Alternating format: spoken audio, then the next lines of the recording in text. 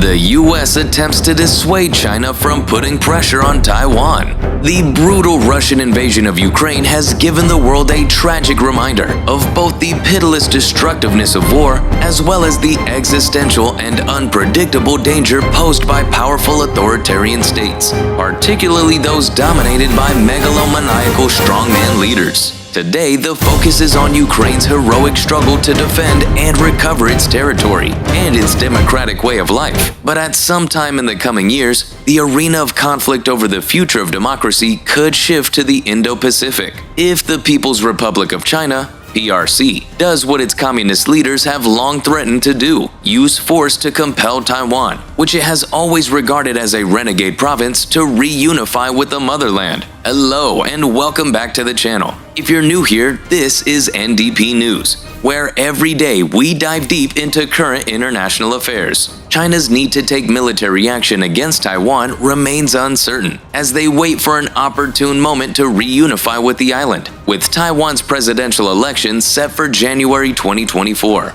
The Kuomintang, KMT, the party that ruled Taiwan for a long time after its defeat in the Chinese Civil War in 1949, and which remains one of the two major political parties in Taiwan today, could return to power in the upcoming election. Beijing would view a KMT-led government as more trustworthy and open to negotiation. For decades, China's main goal has been to prevent Taiwan from seeking permanent separation, rather than forcing it to unify by a certain date. Even if Beijing's objective has shifted to the latter, it would most likely wait to use force until its military modernization campaign is complete. The deadline for this campaign, which has been accelerated, is 2027, which coincides with the 100th anniversary of the founding of China's People's Liberation Army, PLA. Admiral Phil Davidson, the former commander of the U.S. Indo-Pacific Command, testified before the Senate Armed Services Committee in March 2021, warning that China's military threat against Taiwan could materialize within 6 years, that is, by 2027. Davidson was concerned that China's growing military imbalance could embolden it to act decisively before our forces may be able to deliver an effective response. He also expressed puzzlement at the aggressive posture that China has taken in developing certain capabilities.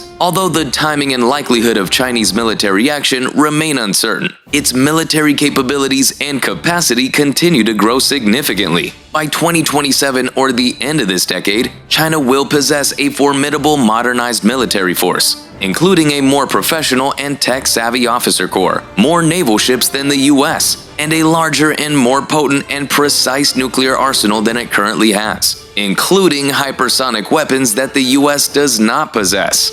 What Taiwan must do. The Taiwan Strait is one of the world's most volatile flashpoints. The PRC has consistently claimed sovereignty over Taiwan and has taken aggressive steps towards annexation. The Taiwanese government must take bold measures to ensure its security and deter any hostile actions from China. A key aspect of this strategy is to convince the PRC that Taiwan will put up a fierce, determined, and creative resistance, similar to Ukraine's response to Russian aggression. Over the past 2 decades, Taiwan's military has become significantly weaker, and it must be revitalized to meet new challenges. Taiwan's recent announcement to increase mandatory military service from 4 months to 1 year, and its steady rise in military spending from 1.7% to well over 2% of its GDP since 2018, is a positive step in the right direction. However, Taiwan must not solely focus on acquiring expensive legacy systems, such as advanced fighter jets and tanks, as they could be easily destroyed in the early stages of a Chinese attack.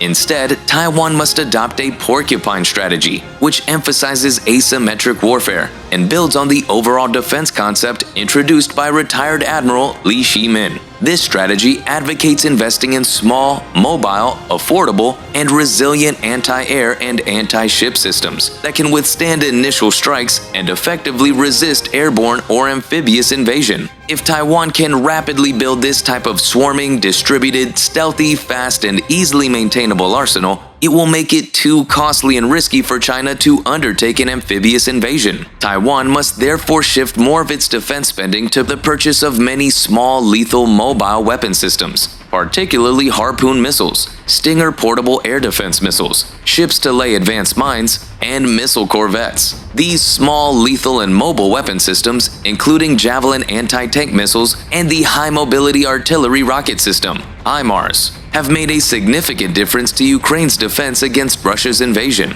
It's not enough for Taiwan to acquire these weapons. Taiwan must deliver them in a timely fashion before a conflict begins. The U.S. must ramp up its ability to supply these weapon systems and increase the capacity of component vendors to expedite production on an emergency basis. This may suggest the wisdom of immediately licensing production of some of these weapons to Taiwan's highly capable defense industry. Taiwan must also prepare for a potential PRC blockade that would strangle Taiwan into submission. Consequently, Taiwan needs to accelerate dramatically the amassing of stockpiles of weapons, energy, and other critical resources. Taiwan's energy supplies are particularly vulnerable to disruption. Taiwan produces only 12% of its own energy. Much of its electricity supply runs on natural gas, and importers are only required to maintain a stockpile of 8 days. In addition to being caught in the LNG pricing challenges of the increasingly fungible global gas markets, Taiwan's nascent efforts to expand solar power and offshore wind are lagging near-term goals, beset by infrastructural and geographic challenges. Another critical safety net for keeping the lights on in a Taiwan emergency could be nuclear power, which now provides 11% of Taiwan's electricity, and more cheaply than by other means. That is not much, but in a crisis, it could be enough to continue critical functions until a Chinese blockade could be broken or an invasion defeated. It's very unlikely that China would attack Taiwan's nuclear power plants directly, as that would be seen as equivalent to a nuclear attack, and the international community would react with force. Now, I know you're enjoying the video because you're still watching, so if you haven't already, please subscribe to the channel and hit the notification bell. Now let's get back to it. What the United States must do. The United States is facing a critical challenge in preparing for a possible Taiwan contingency, as the prospect of formally abandoning strategic ambiguity could be seen by Beijing as a major provocation that could accelerate a slide to war. Moreover, such a declaration could trigger intense debates within the Congress and the American public, which could undermine the U.S. ability to constrain a future Taiwan government that might trigger PRC military action. As such, the preferred course of action is to increase clarity among Beijing's leaders and Taiwan society and government that the United States is willing to defend Taiwan's democracy and autonomy if it is attacked without provocation. To achieve this, the United States needs to boost its military readiness and stockpile the necessary weapons and ammunition across various military bases in Japan and the Pacific, including Guam. Given China's capacity to sink U.S. aircraft carriers from hundreds of miles away, the U.S. needs a more extensive, agile navy for the next generation, with smaller, more agile surface vessels, submarines, and more integration of unmanned systems, sensor data, and artificial intelligence into maritime operations. In addition,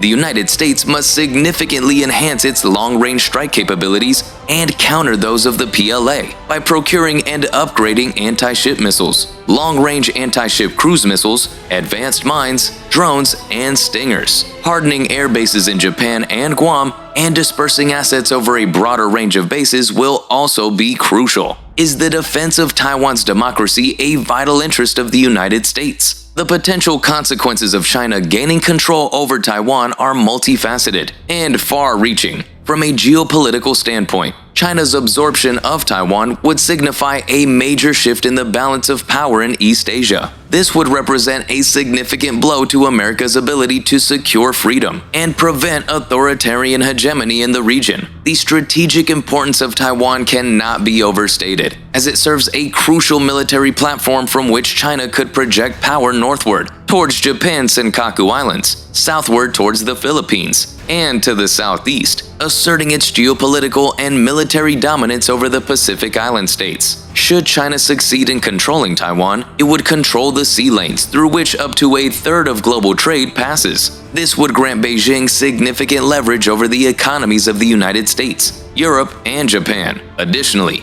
China would be able to consolidate its total control of the South China Sea, further cementing its position as a dominant force in the region. In this scenario, no state or combination of states in the region would be strong enough to defy Beijing's demands. The stakes for the global trade in semiconductors are also incredibly high. Taiwan is responsible for producing approximately 50% of the world's semiconductors and 90% of the most advanced chips. If Beijing were to gain de facto control over semiconductor production in Taiwan, it would gain potentially devastating leverage over the aforementioned economies. Furthermore, if Taiwan's semiconductor fabs were decimated or rendered inoperable by a Chinese military invasion, the damage to the world economy would be so severe that some experts believe that it could trigger a global depression.